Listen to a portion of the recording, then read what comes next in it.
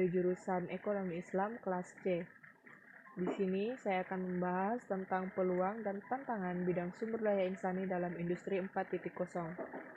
Perkembangan teknologi di setiap zaman selalu memberikan pengaruh terhadap kehidupan manusia. Ketika revolusi industri pertama berlangsung pada tahun 1700 sampai 1800-an, teknologi mesin uap dan tenaga air yang berlangsung di Eropa membuat kehidupan sosial dan ekonomi masyarakat berubah. Menurut Klingberg 2017, revolusi industri pertama terjadi sekitar tahun 1784 sampai 1870 dengan fenomena yang ditandai dengan perubahan penggunaan hewan ternak sebagai penggerak berubah menjadi mesin-mesin yang digerakkan oleh uap, air, dan batu bara. Perkembangan pabrik-pabrik dengan mesin-mesin terbaru, terutama mesin tenun, yang sebelumnya tidak ada membuat tata kehidupan perekonomian di bidang pertanian, manufaktur, pertambangan, transportasi, dan teknologi, serta memiliki dampak yang mendalam budaya di dunia, bergerak sangat cepat dibanding sebelumnya, dan menjadi catatan sejarah peradaban manusia. Hobsbawm dalam Klingberg 2017 menambahkan bahwa perkembangan demografi juga mewarnai era ini, yang sangat berpengaruh terhadap permintaan dan penawaran barang produksi. Dalam dunia industri, perkembangan manajemen sumber daya insani juga dimulai dengan dimunculkan pengaturan upah, pembagian tanggung jawab atau divisi, pengaturan waktu kerja, dan semakin meningkatkan tingkat urbanisasi. Perkembangan teknologi mesin-mesin dengan tenaga uap dan batu bara pada era revolusi industri pertama itu kemudian berkembang lagi dengan ditemukannya listrik pada awal tahun 1900-an, tepatnya antara tahun 1870 sampai 1969. Hal ini disebut sebagai awal dari dimulainya manufaktur yang digerakkan oleh mesin-mesin bertenaga listrik untuk produksi barang secara massal semakin berkembang berbagai belahan dunia. Tidak saja di Eropa, tetapi juga berkembang ke Amerika Serikat dan Asia Jepang yang mulai mengembangkan berbagai industri termasuk industri perkeretaapian, logam, dan kimia. Pada masa ini, dalam bidang sumber daya insani terjadinya perpindahan orang antara negara karena kebutuhan pekerjaan dan karena terjadinya perang. Menurut Klingberg 2017, pada tahun 1969 dimulailah era industri baru yang disebut dengan era revolusi industri ketiga dan masih berkembang sampai saat ini. Era ini ditandai dengan perkembangan industri yang tidak ditandai dengan perubahan sumber energi, tetapi dengan menggunakan elektronik dan internet sebagai bagian dari otomatis pabrik. Pada era industri ketiga ini, perkembangan bidang manufaktur, elektronik, dan TI sudah mengarah kepada mengotomatiskan serangkaian kegiatan yang sebelumnya dilakukan secara manual, bahkan perencanaan dan kontrol. Menurut Goldar dan Jelling dalam Klingberg 2017, tujuan industri pada era ini adalah untuk menghadirkan fleksibilitas yang lebih besar, siklus produksi yang lebih pendek, produk yang lebih disesuaikan, respons yang lebih cepat terhadap tuntutan pasar yang berubah, kontrol yang lebih baik, dan akurasi komputer. Menurut Rashidi, perkembangan ilmu pengetahuan dan teknologi yang semakin pesat pada awal abad 20 telah melahirkan teknologi informasi, proses produksi yang dikendalikan secara otomatis. Mesin industri tidak lagi dikendalikan oleh tenaga manusia, tetapi menggunakan program logic control atau sistem otomatis berbasis komputer. Perkembangan ilmu pengetahuan dan teknologi tetap mendorong manusia untuk mendapatkan hal-hal yang lebih baik dalam kehidupannya. Perkembangan industri pertama sampai ketiga tepat berjalan seiring dengan keinginan manusia untuk mempermudah kehidupannya dan memenuhi kebutuhan hidup yang semakin kompleks juga. Hal inilah yang mendorong timbulnya istilah revolusi industri keempat atau sering disebut juga 4.0 atau 14.0. Istilah industri 4.0 sendiri secara resmi lahir di Jerman, tepatnya saat diadakan Hannover Fair pada tahun 2011. Kebijakan industri 4.0 di Jerman tersebut bertujuan untuk mempertahankan Jerman agar selalu menjadi yang terdepan dalam dunia manufaktur. Kemudian konsep itu berkembang ke negara-negara lain dengan penyebutan istilah yang beragam. Meski memiliki penyebutan istilah yang berbeda, semuanya memiliki tujuan yang sama, yaitu untuk meningkatkan daya saing industri tiap negara dalam menghadapi pasar global yang semakin dinamis. 4.0 memiliki karakter yang ditandai oleh perpaduan teknologi yang mengaburkan garis antara bidang fisik, digital, dan biologi. Teknologi saat ini termasuk kecerdasan buatan, robotika, Internet of Things, kendaraan otonom, pencetakan 3G, nanoteknologi, bioteknologi, ilmu material, penyimpanan energi, dan komputasi kuantum. Gerbert DKK 2015 menyatakan ada 9 teknologi yang akan mendominasi dalam industri produksi. Big Data and Analytics, Autonomous Robot, Simulation, Horizontal and Vertical System Integration, the Industrial Internet of Things, Cyber Security, Cloud, Additive Manufacturing, Augmented Reality. Industri 4.0 telah diimplementasikan secara gradual dan seringkali diawali dengan pengimplementasian sistem digital.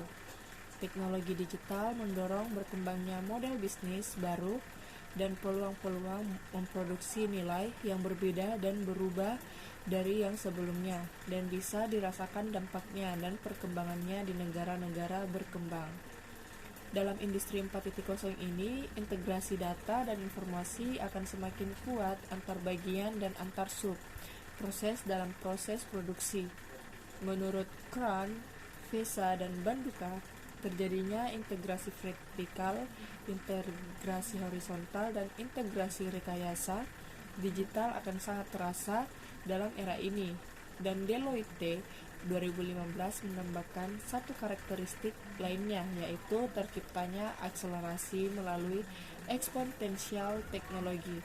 Pendekatan ini menimbulkan model bisnis proses yang baru. Menurut Chandra Winata 2016, setidaknya ada 3 hal yang membedakan revolusi industri keempat dibanding revolusi industri sebelumnya.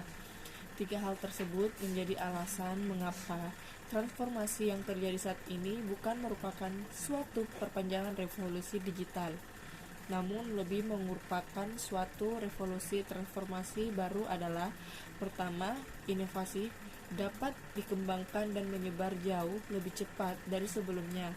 Kecepatan terjadinya terobosan-terobosan pada era ini terjadi pada skala eksponensial dan bukan lagi pada skala linear. Kedua, penurunan biaya produksi marginal dan munculnya platform yang dapat menyatukan dan mengkonsentrasikan beberapa bidang keilmuan terbukti meningkatkan output pekerjaan. Transformasi ini mengakibatkan perubahan dengan ruang lingkup yang begitu luas, sehingga menyebabkan perubahan pada seluruh sistem produksi, manajemen, maupun tata kelola. Dan ketiga, revolusi secara global ini akan berpengaruh besar dan terbentuk di hampir semua negara di dunia, di mana cakupan transformasi ini terjadi pada setiap bidang industri dan bahkan akan mempunyai dampak menyeluruh pada level sistem di banyak tempat. Masuknya suatu industri ke dalam industri 4.0 tentunya dapat membawa dampak berantai terhadap bidang lainnya seperti bidang ekonomi, sosial, dan politik. Bagaimanapun perubahan yang terjadi dalam satu bidang kehidupan manusia biasanya akan diikuti dengan perubahan pada bidang lainnya yang saling terkait dan saling mempengaruhi. Hal ini juga semakin didorong oleh kemajuan teknologi informasi dan telekomunikasi dalam dunia global. Industri 4.0 diwakili oleh pertumbuhan tinggi dalam platform yang memungkinkan teknologi telah mengganggu struktur industri yang ada dan menciptakan cara-cara baru dalam mengkonsumsi barang melalui kombinasi permintaan dan penawaran. Ini juga mengatur bagaimana orang bekerja dan mengkonsumsi. Itu mengubah sifat aset dan itu mempengaruhi bagaimana data diperoleh dan dimanipulasi. Industri 4.0 akan potensial meningkatkan produktivitas dan daya saing, meningkatkan efisiensi energi dan sumber daya, dan secara bersamaan juga melindungi kondisi lingkungan. Selanjutnya disebutkan juga keuntungan lain dari implementasi Industri 4.0 adalah mempersingkat masa pemasaran produk baru, meningkatkan respon dari pelanggan, peluang untuk mengoptimalisasi produk tanpa adanya peningkatan biaya produksi, lingkungan kerja yang lebih nyaman dan fleksibel, dan lebih efisien dalam penggunaan energi dan sumber daya. Ditambahkan oleh Gerbert di KK 2015, pengaruh implementasi Industri 4.0 di Jerman dapat berakibat kepada pertama, produktivitas, kedua, pertumbuhan pendapatan, ketiga, pekerjaan, dan keempat adalah investasi. Revolusi Industri 4.0 sudah pasti akan menuju Indonesia dan kita siap untuk mengimplementasikannya. Kementerian Perindustri telah menetapkan 4 langkah strategis dalam menghadapi Industri 4.0. Langkah-langkah yang dilaksanakan tersebut adalah: pertama, mendorong agar angkatan kerja di Indonesia terus meningkatkan kemampuan dan keterampilannya, terutama dalam menggunakan teknologi Internet of Things atau mengintegrasikan kemampuan internet dengan lini produksi di industri. Kedua, pemanfaatan teknologi digital untuk memacu produktivitas dan daya saing bagi industri kecil dan menengah agar mampu menembus pasar ekspor melalui program E-Smart IKM. Ketiga, pemanfaatan teknologi digital yang lebih optimal dalam perindustrian nasional seperti big data, autonomous robot, cyber security, cloud, dan augmented reality. Keempat, mendorong inovasi teknologi melalui pengembangan startup dengan memfasilitasi inkubasi bisnis agar lebih banyak wirausaha berbasis teknologi di wilayah Indonesia. Pertumbuhan dalam industri 4.0 juga menyoroti salah satu tantangan umum yang ditimbulkan oleh pertumbuhan pesat dalam teknologi informasi dan komunikasi, privasi, pembagian atau penyebaran dan pelacakan informasi, hilangnya kendali atas data, dan pengungkapan informasi tentang kehidupan pribadi konsisten dengan konektivitas baru.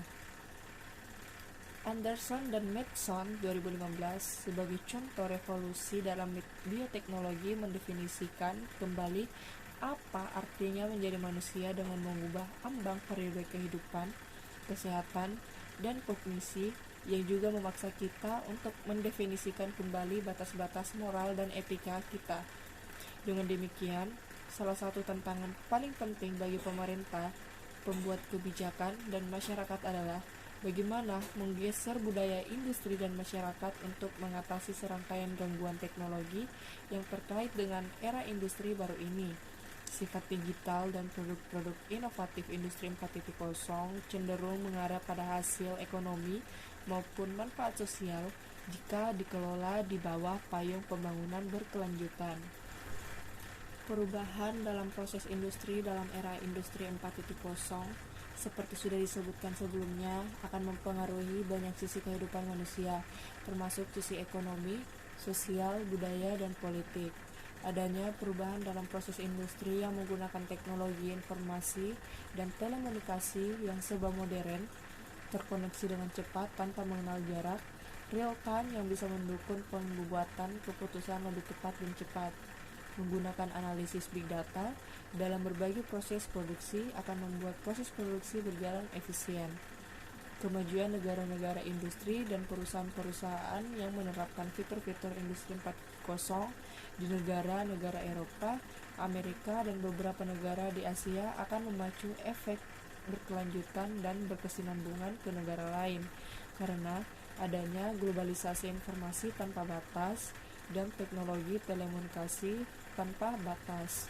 Haryono 2018 mengatakan dalam menghadapi revolusi Industri 4.0 setidaknya Ada 3 hal yang berkaitan dengan sumber daya insani yang perlu diperhatikan oleh semua pihak, yaitu pertama adalah kualitas, yaitu upaya menghasilkan sumber daya insani yang berkualitas agar sesuai dengan kebutuhan pasar kerja yang berbasis teknologi digital.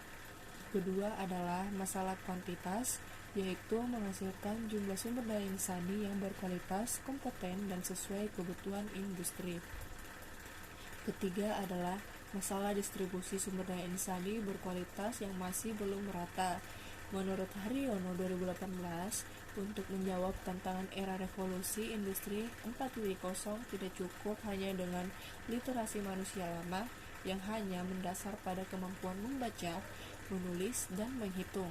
Dalam industri 4.0, modal dasar sumber daya insani yang harus dimiliki adalah keterampilan, yaitu kepemimpinan dan bekerja dalam tim, kelincahan dan kematangan budaya dengan latar belakang budaya yang berbeda tetapi bisa bekerja sama, dan entrepreneurship. Selanjutnya, menurut Aon dalam Haryono 2018, untuk mendapatkan sumber daya insani yang kompetitif dalam industri 4.0, kurikulum pendidikan harus dirancang agar outputnya mampu menguasai literasi baru, yaitu literasi data, yaitu kemampuan membaca, menganalisis, dan memanfaatkan informasi big data dalam dunia digital. Literasi teknologi, yaitu memahami cara mesin, aplikasi teknologi, dan literasi manusia, humanis, komunikasi, dan desain. Dalam perspektif literasi manusia, tujuannya adalah agar manusia dapat berfungsi dengan baik di lingkungan manusia yang semakin dinamis. Sementara itu, Kementerian Perindustrian dan Perdagangan menyatakan bahwa di masa industri 4.0 akan ada 3 elemen kompetensi, yaitu ability, basic skill, dan cross-function skill yang sangat berperan bagi sumber daya insani untuk dapat bersaing atau menjadi spesifik yang dibutuhkan dalam pekerjaan di era industri 4.0, yaitu seperti yang tertera di gambar ini. Sementara itu, menurut Gray 2016, World Economic Forum menyimpulkan bahwa pada tahun 2020 akan ada 10 keterampilan yang utama dalam era industri 4.0 seperti terlihat di layar.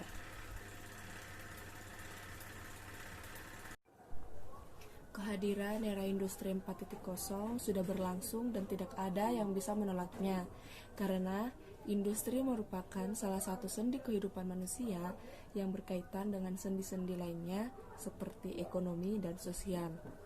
Industri 4.0 ini membawa perubahan di berbagai sektor industri dan menjadi salah satu hasil perkembangan ilmu pengetahuan dan pengembangan teknologi yang dikembangkan manusia dalam memenuhi kebutuhannya. Industri 4.0 akan mempengaruhi proses produksi di berbagai manufaktur, tetapi secara langsung akan berdampak ke dalam proses bisnis secara keseluruhan dan merangsang terbentuknya model-model bisnis baru yang lebih produktif dan efisien. Dan hal ini berkaitan dengan proses produksi industri tersebut seperti persiapan bahan baku, pelayanan konsumen, serta kepedulian terhadap lingkungan dan stakeholder. Kehidupan bisnis di berbagai negara akan bergerak cepat dengan sistem baru yang didorong oleh perubahan teknologi produksi di berbagai manufaktur. Terbuka peluang untuk setiap orang, lembaga, perusahaan atau negara untuk memanfaatkan keunggulan dan potensi industri 4.0 ini. Bagaimanapun keberadaan sumber daya insani tetap akan menjadi sangat penting dalam era ini. Peningkatan kompetensi sumber daya insani dalam menghadapi era industri 4.0 ini menjadi salah satu keharusan yang selayaknya dirancang oleh masing-masing individu, keluarga, pemerintah, masyarakat, termasuk di dalamnya dunia pendidikan dan perusahaan. Baik, sekian penjelasan saya tentang peluang dan tantangan bidang sumber daya insani dalam industri 4.0. Sekian dan terima kasih. Assalamualaikum warahmatullahi wabarakatuh.